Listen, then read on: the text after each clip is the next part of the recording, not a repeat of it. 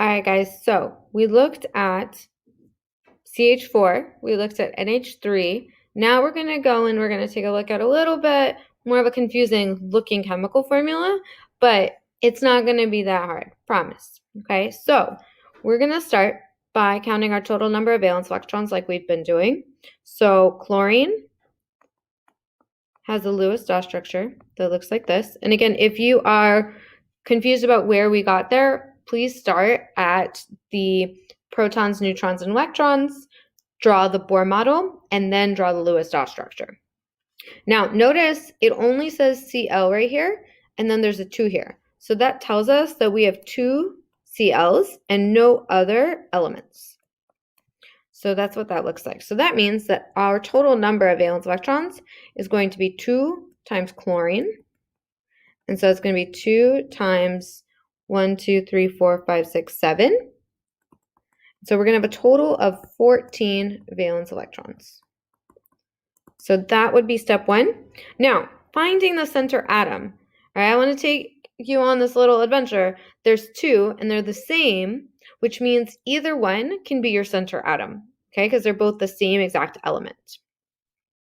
So we're just going to put Cl. And so we kind of found our center atom. We chose it. And then the other one's also Cl, and there's only 2 of them, so we're going to put one more next to it. All right, now we need to make friends, so we're going to bond our Cl's together, just like that.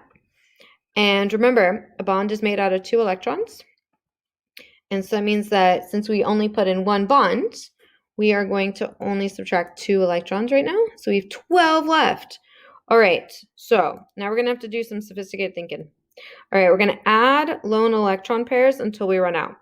Now, remember that every atom needs to have 8 electrons. So right now, this chlorine has 2. And this chlorine also only has 2, which means that we are definitely nowhere near 8. So we need to do some addition.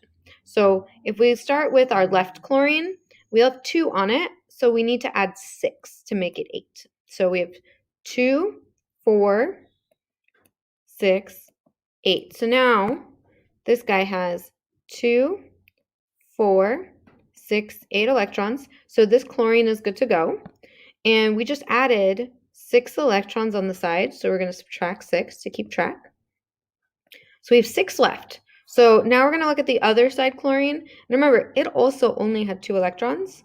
So we're going to add 2, 4, 6, because that gets us 2, 4, 6, 8, which is the number we're looking for. So we're going to subtract those 6. So what we're trying to have happen is that every atom has 8 unless it's hydrogen, which has 2. So right now we have 2, 4, 6, 8. And so this chlorine is also good to go. So if we draw this out a little bit cleaner, we end up with our 2 chlorines. And then all of our lone electron pairs on the outside. So we get this structure right here. And this is chlorine gas. And it also has sometimes been referred to as mustard gas. And sometimes we also use it as chlorine in the pool. If like you've ever been to like one of the NYC pools, they always have that chlorine-y smell, and that's what this is from. So that is what you are trying to do. You are drawing the chemical structures using just their chemical formula.